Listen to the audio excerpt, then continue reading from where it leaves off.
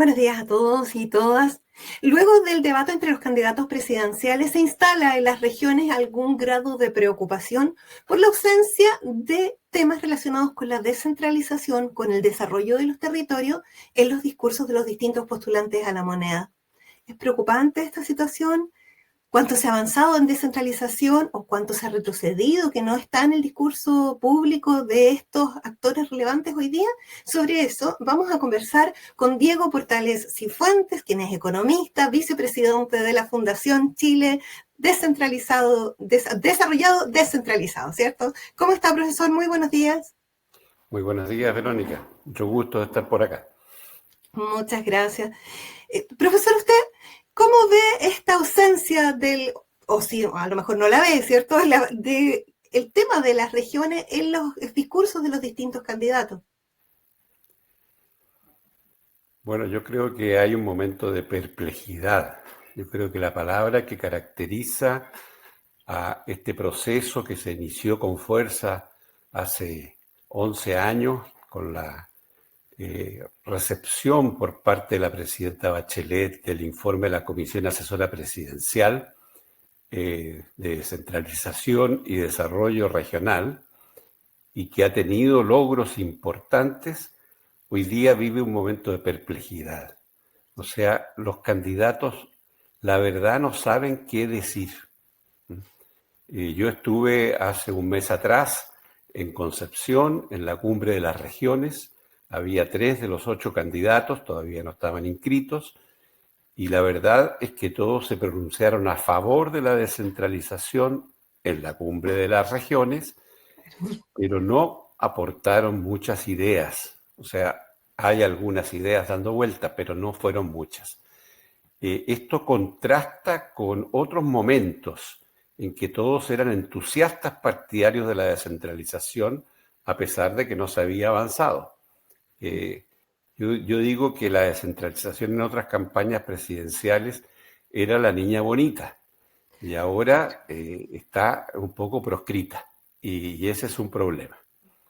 ¿Y a qué se deberá cuando, como usted menciona, se inició en el 2014 este proceso y después en 2021 hubo elecciones de gobernadores regionales? O sea, hay un proceso democrático de por medio, de reconocimiento de las autoridades locales. ¿Y por qué está proscrita hoy? ¿Qué pasa? Fíjense ustedes que el 11 de marzo del 2022 el presidente de la República convocó a los gobernadores y se tomó una foto en Cerro Castillo. Así es. Tenemos un presidente que es de Magallanes. Ustedes saben que Magallanes es la región con mayor identidad de Chile, por razones fáciles de entender. O sea, es la más aislada, es la que tiene desafíos más propios.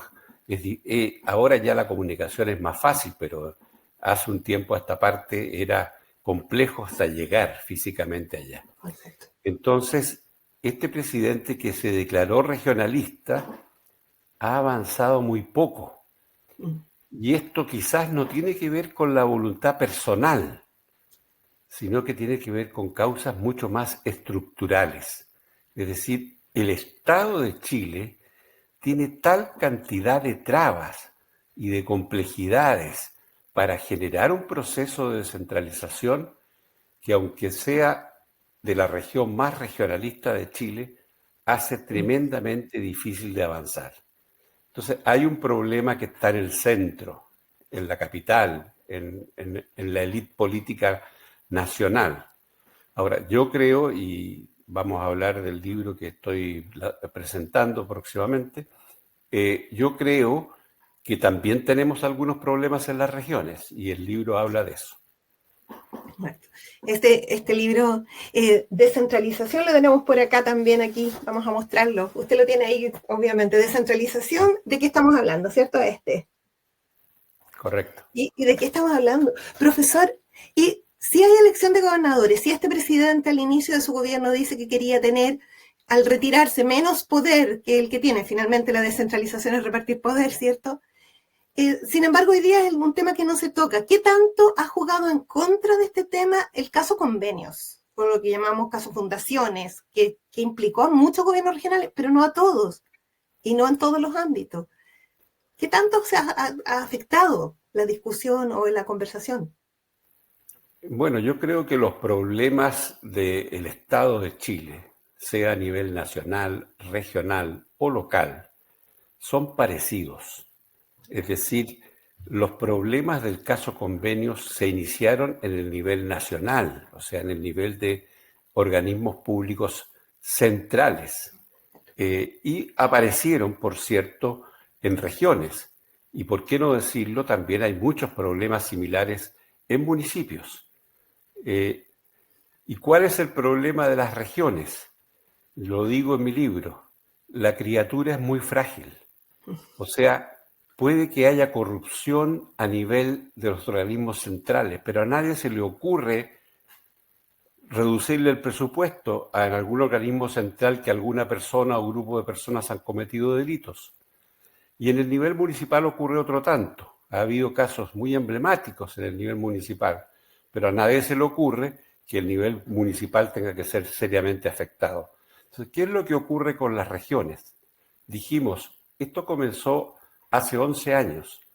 Entre 2014 y 2018 se tramitaron las leyes que permitieron la elección directa de los gobernadores y gobernadoras regionales. Más de 4 años. Y recién la elección se pudo realizar el 2021.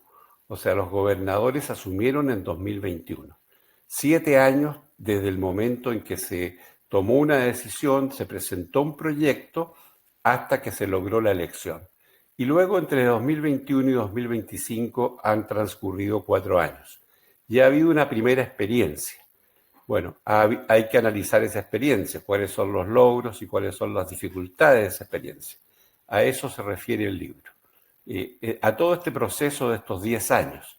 Entonces es un momento de perplejidad y por eso el libro se llama ¿De qué estamos hablando? Porque ¿qué ha pasado? ¿Qué ha pasado que se ha estancado el proceso? Y en algunos aspectos revertido algunas cosas que son importantes para su buena marcha. Perfecto. En una parte en el libro usted compara, ustedes son varios autores y también hay varios artículos publicados a lo largo de los años, una recopilación. Y hay una parte que habla y una comparación entre el fenómeno social del machismo con el fenómeno social del centralismo. Y como pasa con las luchas de las mujeres, a veces la conquista de algo parece para el resto de la sociedad como suficiente. Ya tienen una presidenta, ¿para qué quieren más? El discurso, ¿cierto? Ya pueden votar, ¿para qué quieren más? En el caso de las regiones, ya tienen gobernador regional, ¿para qué quieren más? Y ha costado avanzar en lo económico, en la descentralización económica, en la descentralización institucional. ¿Hay una traba? ¿Se puede hacer ese cruce como para entender qué es lo que está pasando? Por supuesto. O sea, yo en uno de esos artículos menciono ese paralelo. ¿Y por qué? Porque estas son cosas culturales. O sea, el machismo es algo que viene de mucho tiempo, ¿no? Y el centralismo en Chile y en otras partes del mundo también viene desde mucho tiempo. Entonces la pregunta es, ¿por qué hay que plantearse la descentralización? ¿Para qué es esto? ¿Esto es una idea loca de algunos académicos? No, el tema que estamos viviendo en el mundo es cómo podemos tener un desarrollo sostenido, sostenible e inclusivo. Esa es la gran preocupación en el mundo. Y para que ese desarrollo pueda ejecutarse, necesitamos que los territorios se desarrollen. O sea, hoy día el Estado de Chile no es eficiente para continuar en ritmos de desarrollo relevantes. Hay que potenciar las capacidades. Y esas capacidades están en todas partes, no solo están en la capital de los países. Entonces, cuando todo se centraliza, todo pasa por una especie de embudo que llega a la decisión de unos pocos, esas decisiones se trancan, se traban, no se potencian. Entonces, el gran desafío de la descentralización es lograr mejorar la calidad de vida de todos los habitantes en todos los territorios. Y por eso que es importante la descentralización, no para darle poder a una élite regional, sino para que el liderazgo regional sea capaz de traducir eso en resultados. Y ese es el punto en que estamos. Y efectivamente ha habido, digamos, una vuelta que es automática. O sea, quizás ni siquiera es la voluntad de alguien, sino que automáticamente el Ministerio de Hacienda dio unas facilidades. Esas facilidades generaron algunos problemas, algunos que constituyen delito, que deben ser severamente castigados, pero no a retrotraer el proceso a estadios anteriores, sino que a exigirle al proceso que cumpla con los estándares que se requieren. Exactamente. ¿Hay un pensamiento respecto de la centralización de las cosas que parece asociarlo al orden? Si está centralizado, se puede decidir mejor y el resto obedece, ¿cierto? Una cabeza que manda y el resto obedece. ¿Está la dificultad en esta repartición de poder? ¿Nos falta a lo mejor educación cívica al respecto, preparación de las personas a cargo? Bueno, hay muchos factores ahí, pero efectivamente no todo tiene que ser descentralizado. O sea, hay cosas que no tienen que ser descentralizadas. Y eso, la reforma constitucional lo establece así el 2009. Es decir, los ámbitos de descentralización son los que tienen que ver con el desarrollo territorial. Aquí ha habido confusión. Yo he sido dentro del movimiento regionalista una persona que he tenido discrepancias con otros compañeros de tarea. Por ejemplo, uno de los errores de algunos gobernadores regionales fue pretender hacerse cargo del orden público y del crimen organizado. Y esto, un ámbito que le corresponde a los delegados, ¿cierto? La seguridad. que corresponde, de acuerdo a la Constitución, a los delegados y de acuerdo a la naturaleza del problema. El narcotráfico y el crimen organizado ni siquiera pueden ser bien abordados por el Estado nacional, porque son fenómenos transnacionales que cruzan las fronteras. Entonces, sería absurdo que los gobiernos regionales se hicieran cargo de enfrentar el crimen organizado, por ejemplo, o el narcotráfico. Y sería una tarea... Pero detengámonos un segundo ahí. Sí. Es cierto, los gobernadores de los gobiernos regionales no tienen atribuciones en el área de seguridad. Sin embargo, sí se les piden fondos para financiar vehículos de policía, cámaras de seguridad, trabajo con los vecinos, y tienen unidades dedicadas a ese tema también. Hay como dualidades, ¿no? ¿Por qué no permitirles que participen de eso si se les piden los fondos para hacerlo? Todos los días vemos noticias sobre eso. Para apoyo a la PDI, apoyo a Carabineros. Sí. Fondos regionales, no sectoriales. Esa es otra confusión, porque la verdad es que una cosa es que los gobiernos regionales no estén a cargo de enfrentar el crimen organizado, y otra cosa es que no participen, porque todos debemos participar, no solo el Estado, también los ciudadanos podemos participar en ir develando y poniendo atajo a los problemas de seguridad que tiene el país, pero cada uno en su lugar. O sea, el rol de los municipios, muy especialmente de los municipios, y también de los gobiernos regionales, es participar en la prevención del delito. O sea, hay un rol, pero ese rol no puede ser descentralizado en el sentido de que la lucha contra este crimen organizado y este narcotráfico sea encabezado en cada región por una autoridad o en cada municipio por una autoridad. Esto tiene que ser centralizado y tiene que ser además con cooperación internacional, por cierto. Entonces, ahí ha habido un error. Está muy bien la demanda de los gobernadores en términos de participar en la prevención del delito, es algo importante, porque de hecho, por ejemplo, construir una comisaría puede ser un aporte del gobierno regional, porque son fondos que son útiles para proteger a determinada comuna, a determinada comunidad, a determinado sector de una región. Entonces, está bien, pero no hacerse cargo. Y ahí es donde viene la confusión, porque obviamente el gobernador regional no es el intendente antiguo. El intendente antiguo tenía a su cargo las dos cosas, el desarrollo territorial y el orden público, pero era dependiente del gobierno central.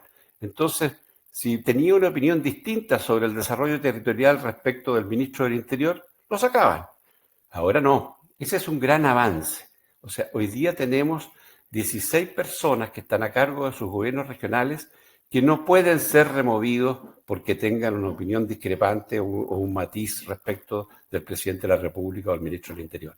Y eso le da a los gobiernos regionales y a los municipios la autonomía necesaria para que puedan cumplir con visiones de largo plazo y no estar en función de la coyuntura política de un gobierno de turno. Sí. Allí también hay un punto de choque de protagonismo, ¿cierto? De quién es la primera autoridad regional, quién no la es, porque están los delegados presidenciales. Y se ha hablado muchísimo de terminar con la figura de los delegados presidenciales. Algunos de los candidatos se han pronunciado abiertamente en terminarlos y otros en que no. ¿Qué opina usted? ¿Y qué opina usted respecto de la idea que había en algún minuto de que la figura del delegado presidencial debía haberse fusionado con la de la Seremi de seguridad, precisamente por esta tarea de seguridad, y desde ahí coordinar el gabinete? ¿Cómo ve el futuro de los delegados? ¿Cómo ve esta dicotomía en las regiones con dos cabezas, en el fondo? Una conectada a la moneda y la otra conectada por los votos con la población. Es que ahí hay otra confusión. El delegado presidencial no es una autoridad regional, es un delegado.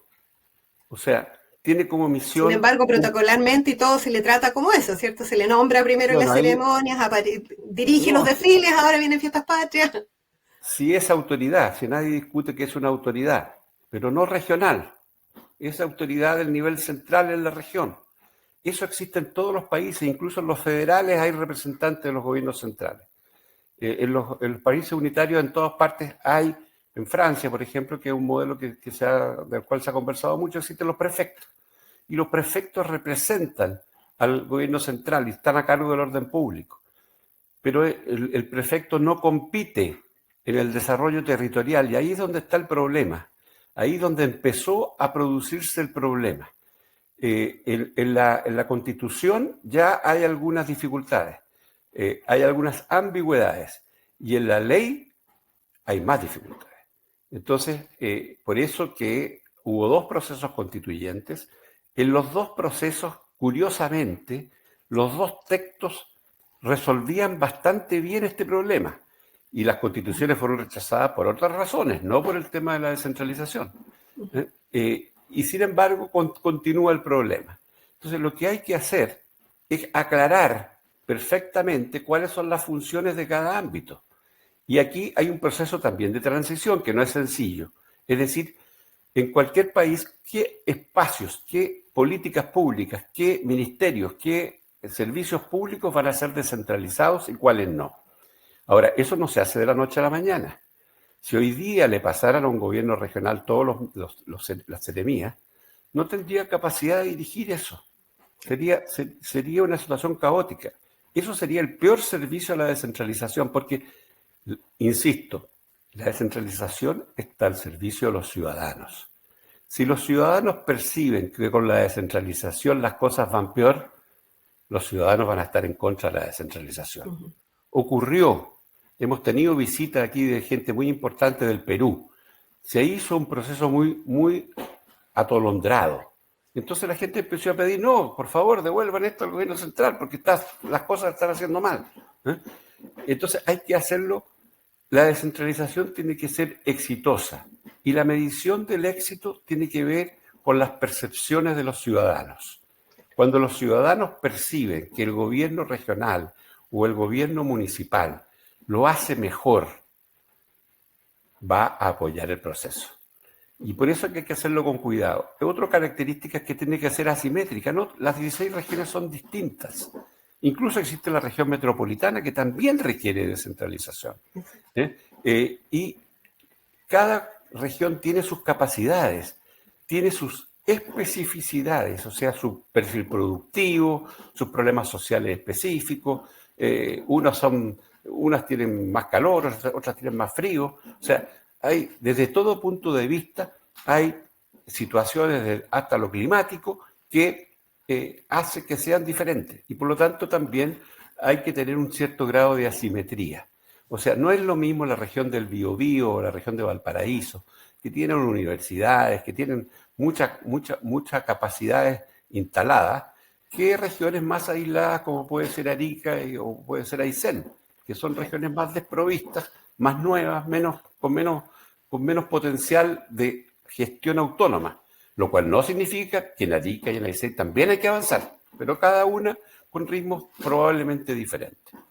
Exacto. Y en ese rol, en ese contexto, ¿qué rol juegan los consejeros regionales? ¿Qué tan importante es que los consejeros regionales sean personas preparadas, por ejemplo? Y también, ¿qué tan importante es que la comunidad tenga un rol más incidente en las decisiones? Porque también se ha hablado de descentralización con más participación ciudadana, pero una participación que no se traduzca solo en preguntarle a la gente quién quiere que sea el gobernador, sino que también se tome en cuenta sus decisiones. Esos dos aspectos, el core y la participación. Dos temas muy importantes. Yo lo que planteo en el libro en forma reiterativa es la necesidad de crear una masa crítica de talento regional. Esto, indudablemente que las estructuras de gobierno tienen que ser democráticamente electas y el Consejo Regional es clave. Yo he participado en algunas regiones en programas de formación de los propios consejeros regionales que están preocupados de enriquecer su acervo de conocimiento y de capacidades para poder gestionar mejor.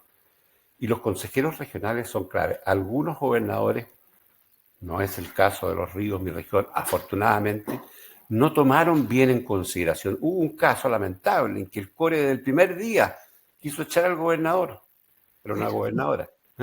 Y la cosa funcionó mal hasta que la gobernadora después de 3 años salió. Entonces, ese gobierno regional, esa región, no cree mucho en la descentralización porque vio una situación caótica.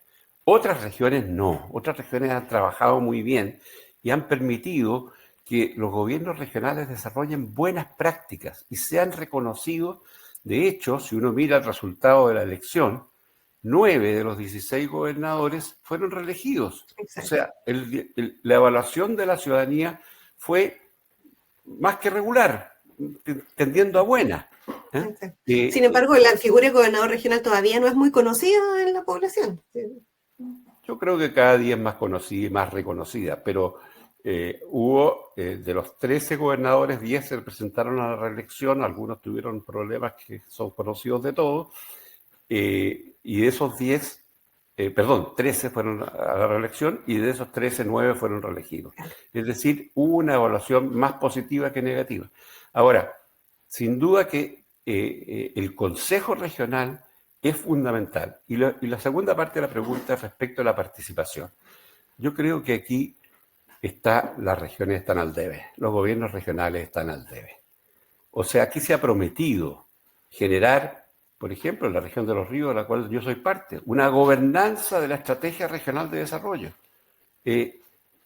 No solo en esta región. Las estrategias regionales de desarrollo existen desde hace bastantes años. Exacto. Pero eran documentos de referencia, estaban en los anaqueles de las gobernaciones. Estaban en las páginas web también, pero no eran demasiado importantes. Hoy día, si las estrategias regionales de desarrollo no son carta de navegación, el gobierno regional va a perder su prestancia, su prestigio y su capacidad de liderar, porque para algo son esas estrategias, para liderar con visión territorial. El problema hoy día es que la inversión pública se decide en el MOP, se decide en el MIMBU, se decide en salud, en educación, en distintos ministerios, con visión sectorial. Y hoy día, para que las fuerzas productivas se desarrollen, esto es un tema de la OCDE, acaba de escribir un muy interesante artículo el economista Patricio Meller, que es un afamado economista chileno, donde habla justamente de esto. Chile quiere parecerse a la OCDE, pero la OCDE es descentralizada. Y se potencia el desarrollo de los países con la descentralización, con talento regional. Aquí el talento regional se nos va. Se nos va porque no tiene oportunidades laborales, porque no tiene desafíos interesantes, porque administrar un gobierno regional tiene algunas complejidades, pero al final es sencillo. pero liderar una región es un gran desafío. Entonces los talentos jóvenes que hoy día se forman en las universidades regionales y en todo el país, bueno, esos talentos tienen que emigrar porque no tienen un desafío interesante. Entonces yo creo que es muy importante la participación. ¿Por qué? Porque eso le va marcando la pauta a los gobiernos. ¿Qué se ha avanzado? Aquí nosotros en Los Ríos aprobamos, y yo conozco varias regiones, Atacama, Antofagasta, están aprobando las estrategias regionales de desarrollo. Tienen capítulos exquisitos sobre gobernanza.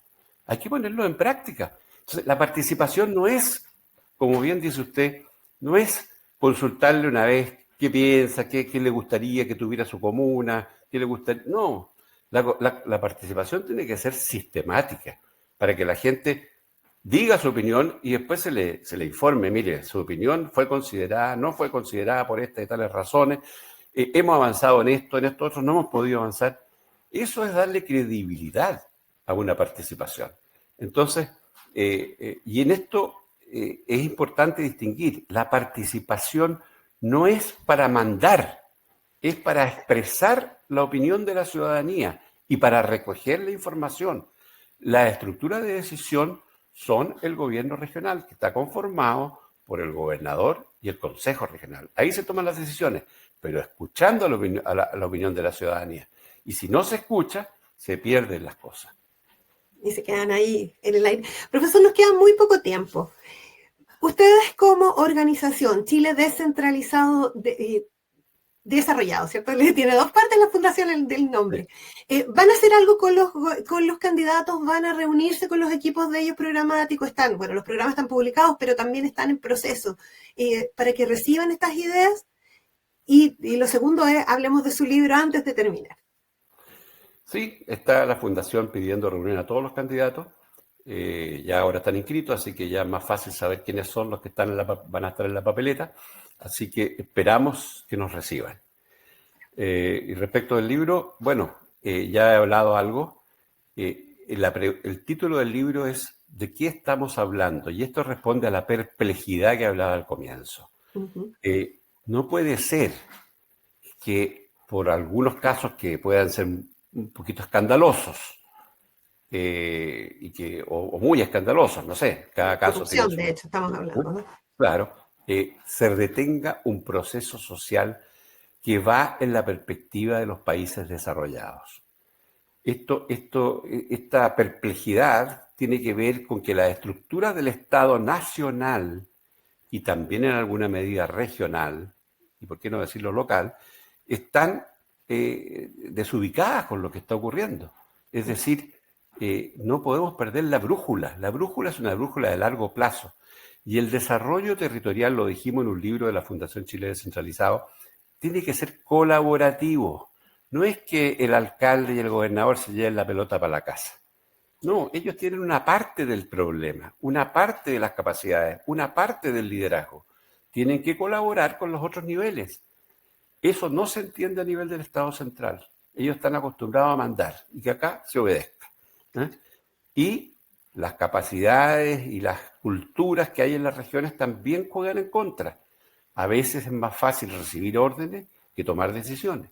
Entonces, tenemos que avanzar en esa perspectiva. Esto es un proceso largo.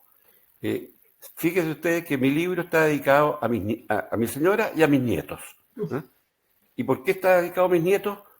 Se los dije en una reunión que tuvimos, porque este es un proceso largo y los que van a ver los frutos de este proceso son los nietos. Exacto. ¿Y hay esperanza de que el proceso avance? Exacto. ¿Y hay esperanza de que el proceso avance, efectivamente? Que vean esos resultados y que no haya un cambio entre medio. No, lo más importante es que haya actores políticos constituidos. Ahora dependerá del talento de los gobernadores, de los consejos regionales, de los alcaldes y los consejos municipales, cómo van planteando su propio desarrollo y sus propios logros, y mostrando los logros. Fíjense que en la Cumbre de las Regiones tuvimos una mesa que fue experiencias exitosas de descentralización. Hay muchas, no pudimos tomarlas todas. Si uno toma las experiencias, una por ejemplo, una que la lideró Sergio Galilea, la reconstrucción de Santa Olga. La reconstrucción de Santa Olga en la región del Maule se hizo con participación ciudadana. Este libro mío forma parte de una colección, el lanzamiento que vamos a hacer en varias partes, partiendo acá en Los Ríos, pero va a hacerse en Santiago y en otras regiones, va a ser de la colección. Y uno de los aspectos de la colección son las experiencias exitosas de descentralización.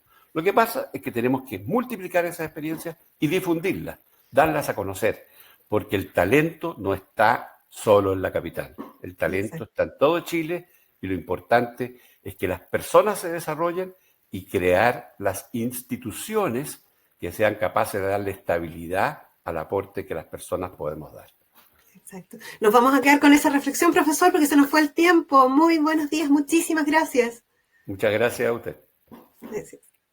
Hablábamos con Diego Portales Cifuentes, vicepresidente de la Fundación Chile Descentralizado, Desarrollado, que va a presentar un libro respecto a la descentralización, pero también hablaba de la necesidad de avanzar en esta materia. Están pidiendo reuniones con los candidatos para que hablen de este punto, porque hasta ahora en el discurso no ha estado. Muchas gracias. Muy buenos días.